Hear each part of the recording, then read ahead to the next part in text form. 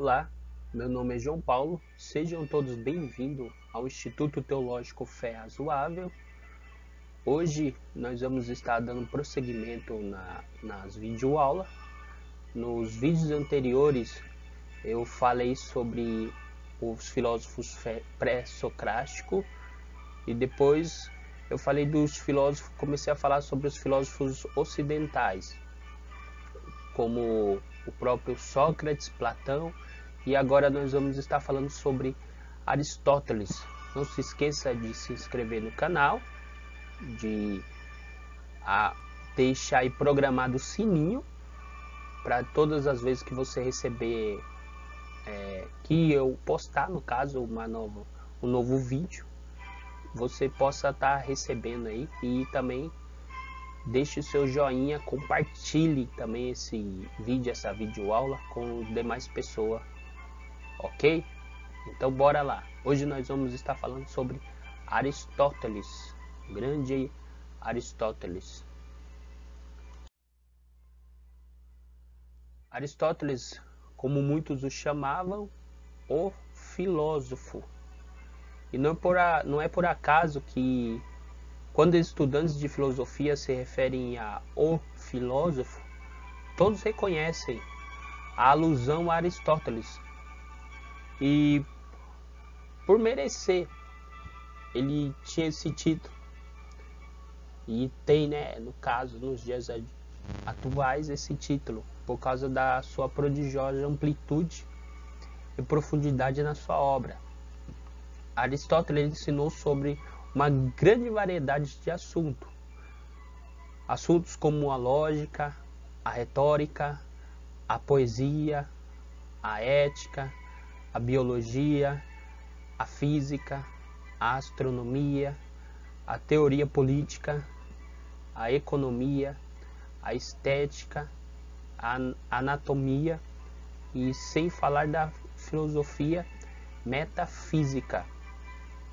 Hoje nós vamos falar sobre algumas delas. Nós vamos falar sobre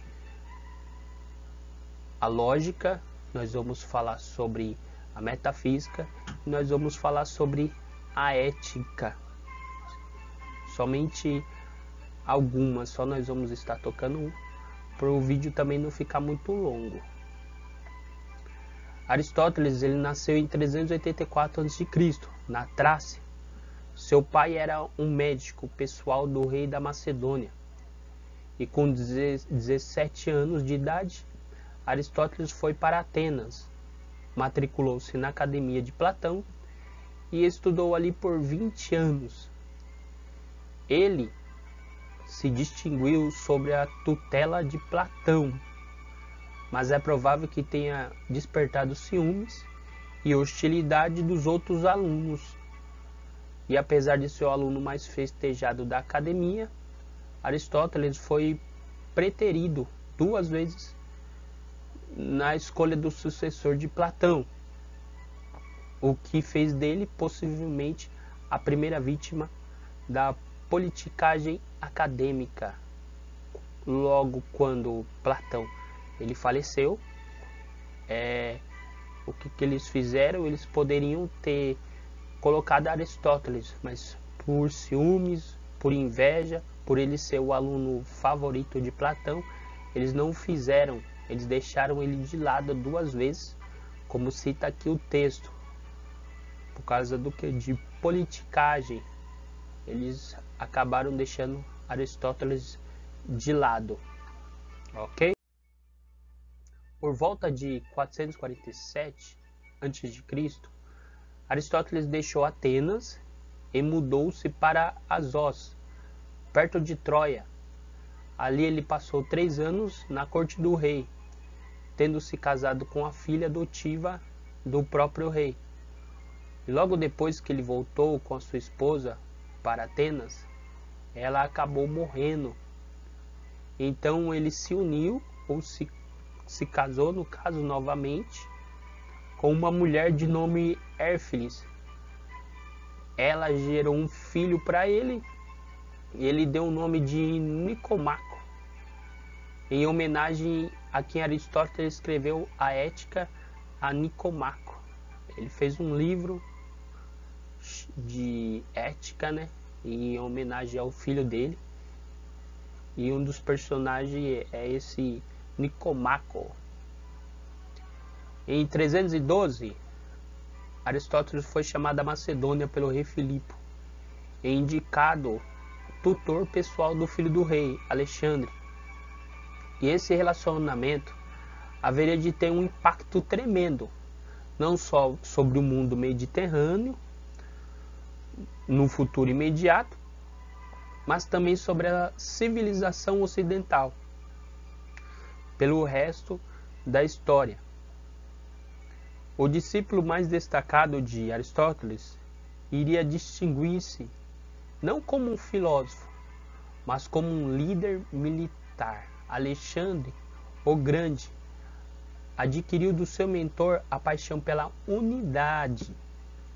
Suas conquistas militares foram motivadas em grande medida por seu desejo de criar uma cultura unificada no mundo antigo, uma cultura unida por uma língua comum, o grego.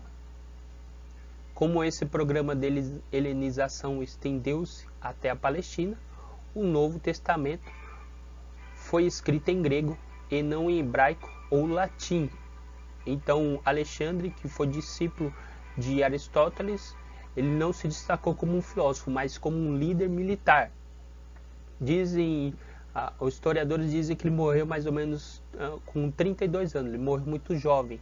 Mas só que o que ele fez na sua época é inacreditável. Ele conquistou várias e várias nações. Todas as nações que ele conquistava, ele helenizava. Era obrigatório que todas aquelas nações, aliás, as nações tinham que falar o grego. As crianças que fossem nascer tinham que ensinar o grego. Todos tinham que ensinar o grego. Ele queria que fosse somente uma língua. Essa era o desejo do líder militar de Alexandre o Grande. E a influência dele foi tão grande que até o Novo Testamento, todo o Novo Testamento foi escrito em grego. Não foi escrito em hebraico, não foi escrito em aramaico, mas foi em grego que foi escrito. E isso ajudou. Todos ali já falavam uma só língua. Quando Jesus surge ali como Messias, para ele ficou mais fácil, né? Para ele e depois para a igreja ali que surgiu depois dele, dos seus discípulos que o seguiam, ficava mais fácil para eles poder evangelizar, para eles poder falar, para eles poder estar pregando. Alexandre também se interessava pela aquisição de conhecimento.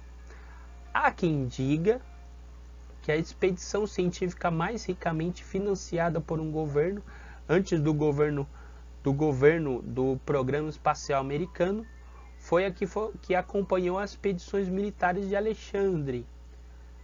Praticamente o exército de cientistas marchou com os seus soldados com o propósito expresso de coletar, classificar e estudar espécies da flora e da fauna. Ou seja, Alexandre investiu bastante em pesquisa científica, através de colocar pessoas para poder estar buscando, coletando informações científicas. Ele mesmo financiou isso, e não há outra época a qual tenha acontecido isso, a não ser na época do próprio Alexandre o Grande, e também na época da estação espacial, que também eles investiram tecnologia, investiram pesado em cima disso. Em 334 a.C., Aristóteles retornou a Atenas e fundou a sua própria escola. Tá vendo lá que a escola de Platão, eles não deixavam ele ser o líder ali. Ele saiu de lá, claro, Depois, quando ele voltou, em vez de ele ir de novo para a academia, que era um nome que dava ali a escola de Platão, ele fundou a própria escola dele, chamada Liceu. O campus era ornamentado por uma alameda chamada Peripatos. Aristóteles ele costumava passear por essa alameda, fazendo palestra aos alunos que o seguiam de perto. Isso conferiu ao Liceu o título de escola peripatética. Esse método de ensinar caminhando foi mais tarde imitado por outros famosos.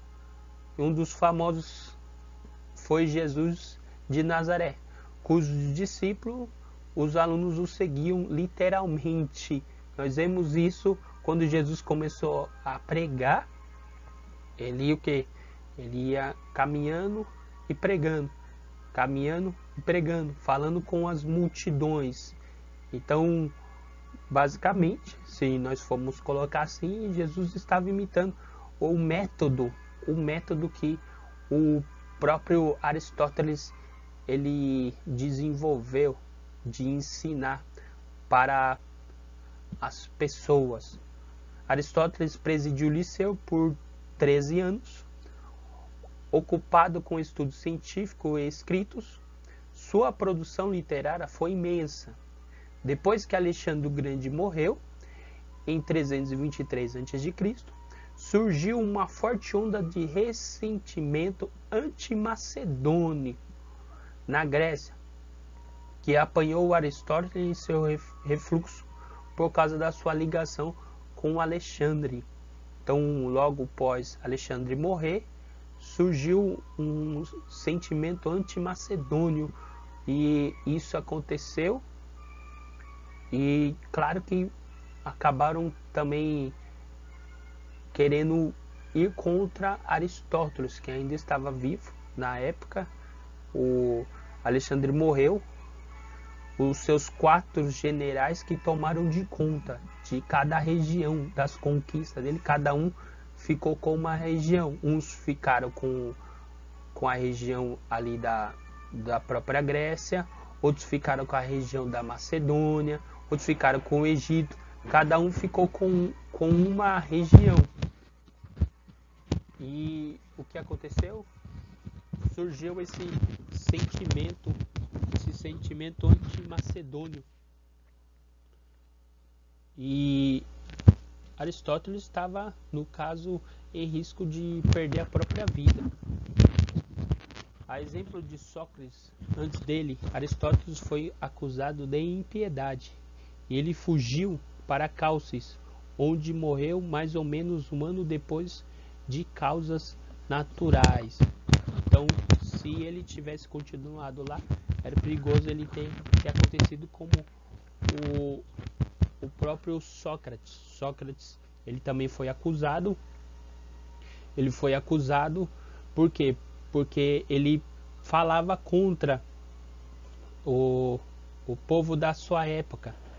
Ele era contra, porque eles falavam, a mentalidade deles era sobre um corpo perfeito. Isso era a perfeição para eles. Só que o próprio Sócrates falava contra isso. E ele foi condenado. E ele teve que tomar a cicuta, que é um veneno. Ele teve que tomar a cicuta e acabou morrendo. Ele poderia ter fugido, poderia ter tentado escapar, mas ele mesmo preferiu, no caso, tomar o veneno, suicidar-se. Vamos agora falar sobre a lógica de Aristóteles. Lembra que eu falei que nós iríamos falar sobre alguns assuntos daquilo a qual o próprio Aristóteles desenvolveu? Então vamos falar sobre a lógica primeiramente, depois nós falamos sobre a metafísica e depois vamos falar sobre a ética. Embora Aristóteles tenha dado foco a muitos e diversos temas, uma de suas contribuições mais significativas para o mundo da filosofia e do pensamento ocidental foi a criação da lógica. Não liga não que a cortina fica aqui balançando, é meu cachorro. que fica correndo para lá e para cá, fica andando para lá e para cá. Ele fica aqui balançando a cortina que está aqui atrás de mim. Vamos lá.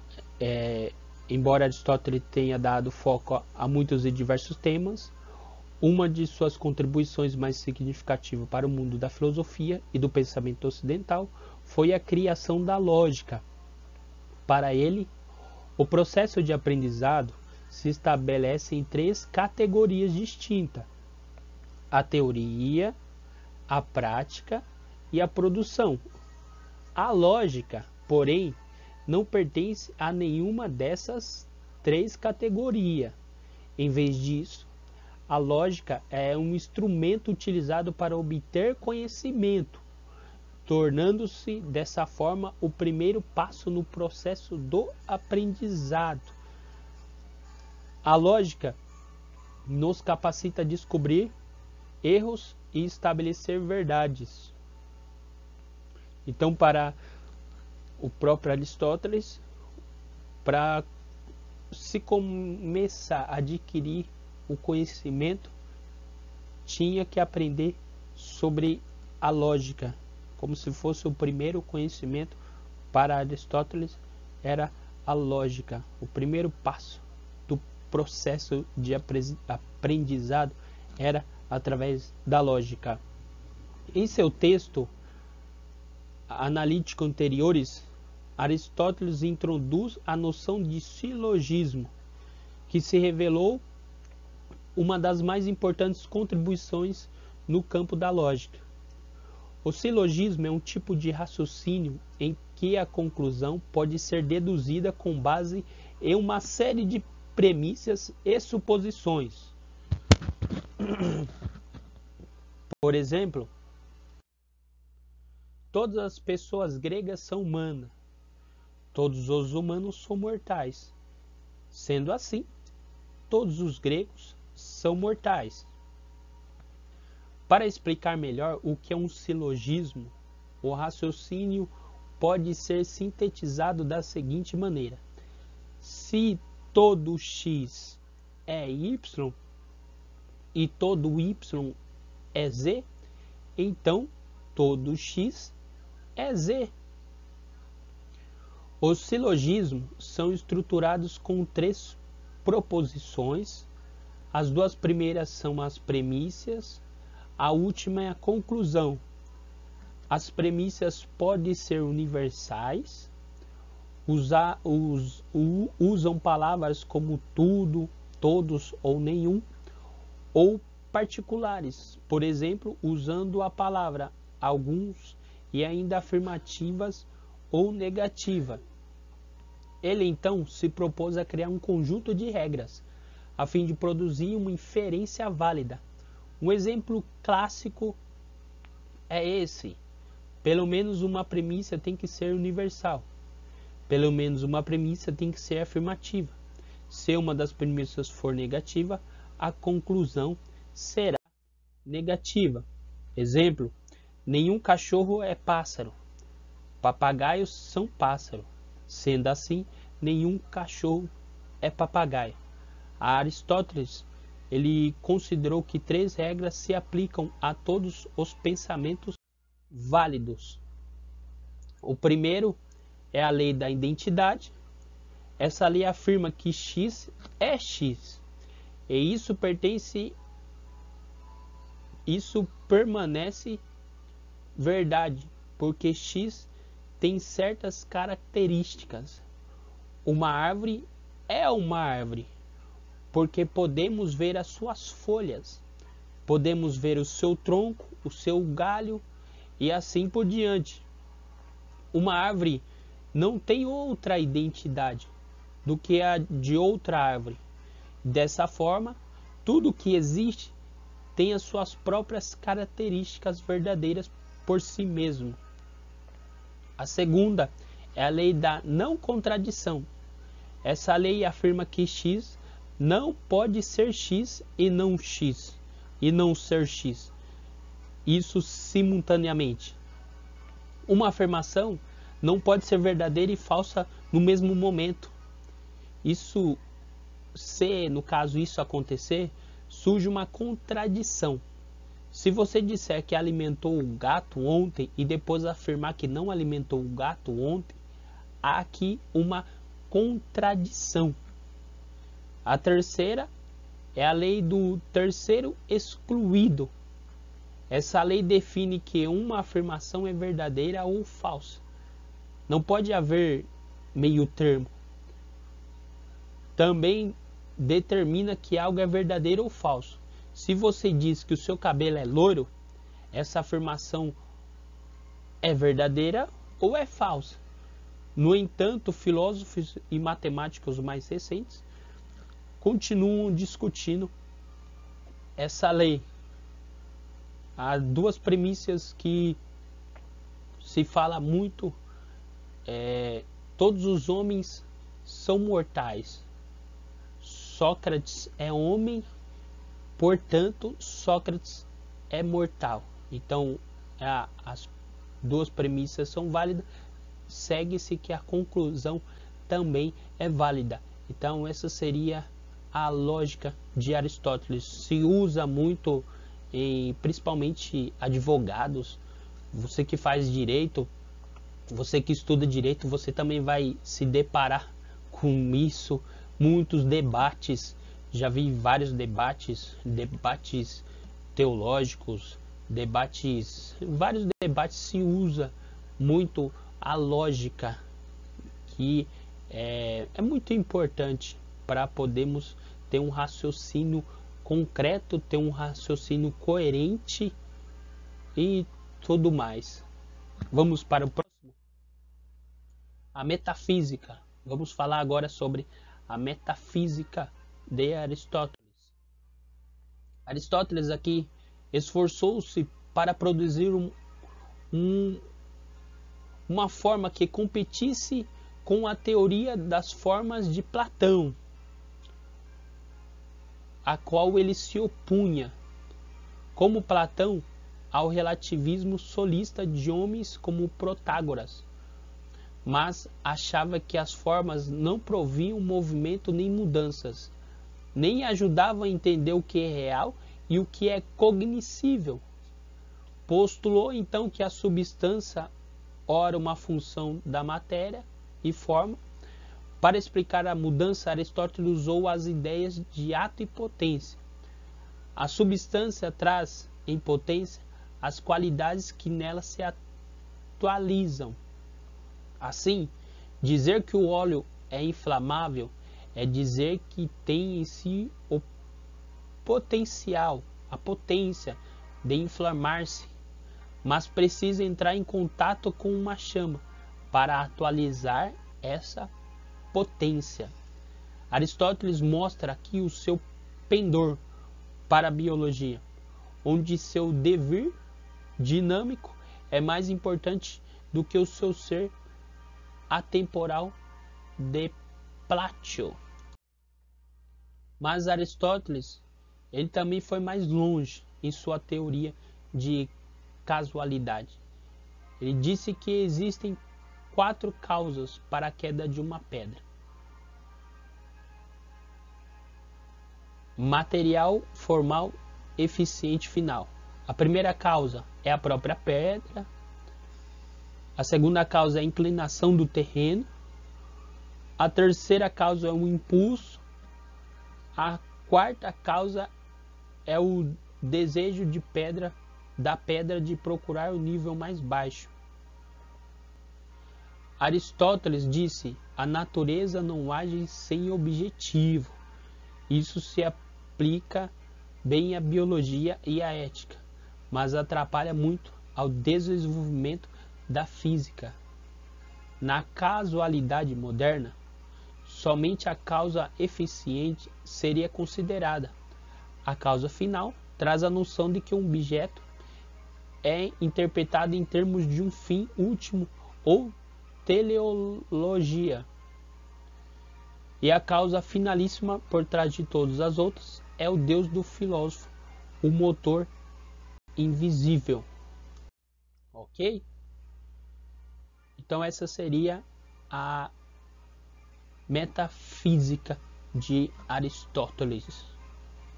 Vamos para a próxima, vamos falar agora sobre a ética. Outro trabalho de Aristóteles que causou grande impacto foi a ética. De acordo com ele, o propósito da ética é descobrir o propósito da vida. Aristóteles percebeu que a felicidade é o bem supremo e o fim perseguido por todos. Segundo ele, as pessoas buscam as boas coisas com o objetivo de atingir a felicidade e o meio para atingi-la. E, portanto, o propósito da vida é a virtude. A virtude exige simultaneamente a escolha e hábito, ao contrário de outros meios para obter a felicidade, como o prazer ou a honra. Com a virtude, quando o indivíduo toma a decisão, ele deriva de uma disposição pessoal, que é determinada pelas escolhas anteriores, as escolhas do caso dessa pessoa. Uma escolha virtuosa é então o meio termo entre os dois extremos, entre agir com indiferença e frieza em relação a alguém e ser exageradamente subserviente ou atencioso. A escolha virtuosa, ela é uma afabilidade. Para Aristóteles, a felicidade suprema é viver em contemplação intelectual e utilizar a razão, que é o que separa os humanos dos animais. Na mais alta forma de virtude, no entanto, para que alguém atinja esse nível de virtude, é preciso um ambiente social adequado, que só pode ser alcançado com o governo adequado. Então, para se ter a virtude, para se alcançar determinadas coisas, o ambiente a qual a pessoa convive também afeta. O ambiente social, ele tem que ser um ambiente social adequado para a pessoa viver, para poder ele estar alcançando a virtude, o nível mais alto. Ok? Então, seria somente até aí. Falamos sobre Aristóteles e também algumas coisas, somente foi uma pincelada sobre a obra de Aristóteles. Tem tantas outras coisas, como no começo da aula eu falei sobre aquela lista ali. E Aristóteles, os seus pensamentos influenciam muito também nos dias atuais.